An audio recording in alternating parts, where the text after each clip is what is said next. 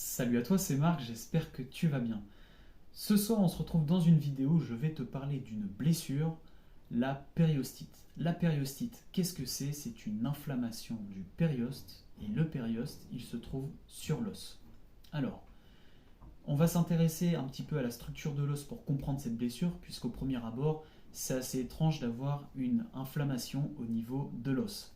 Si tu pratiques un sport collectif ou individuel, peu importe, et que tu as une période de repos, généralement si tu es compétiteur, tu vas avoir la période intersaison, et c'est durant l'issue de cette période de repos, lors de ta phase de préparation, que tu peux être exposé à la périostite.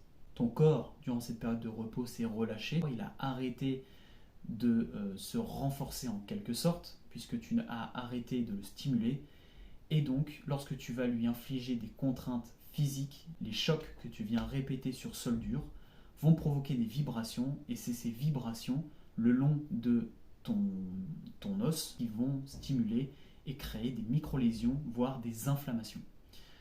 L'os, il est constitué de quoi? Il est constitué de deux types de matières. On va retrouver l'os compact et l'os spongieux. L'os compact, c'est donc le périoste. Il est présent partout sur la surface de l'os, c'est la surface blanche que tu observes directement sur l'os. Il est présent partout sur la surface, sauf aux zones articulaires où il laissera place à du cartilage pour pouvoir réaliser l'articulation. Par exemple, si on prend l'articulation de l'épaule, on va avoir la tête de l'humérus qui va présenter du cartilage. Tu auras à l'intérieur, en dessous du périoste, l'os spongieux, donc qui est semblable, on va dire, mentalement, on peut le représenter comme une éponge.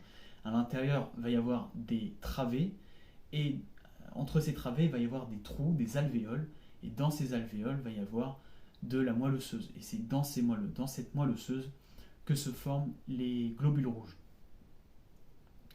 Et donc le périoste, c'est un tissu conjonctif qui assure la croissance de l'os en son épaisseur.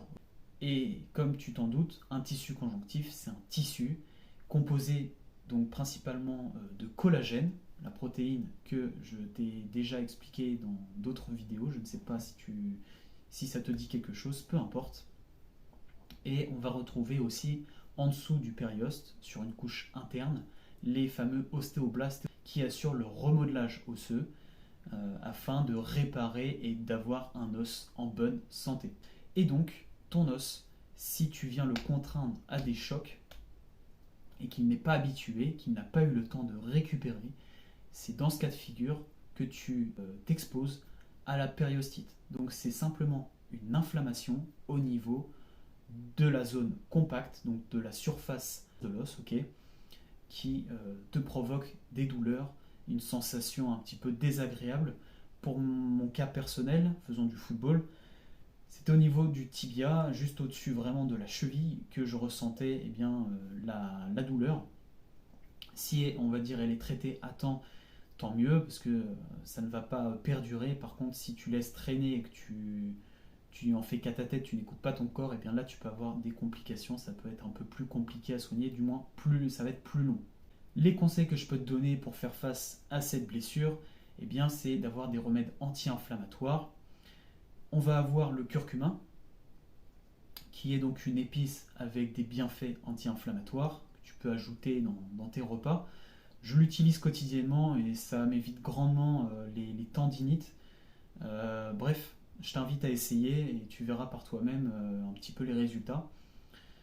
Tu as donc le froid qui a un effet antalgique, qui calme la douleur et qui a un effet vasoconstricteur.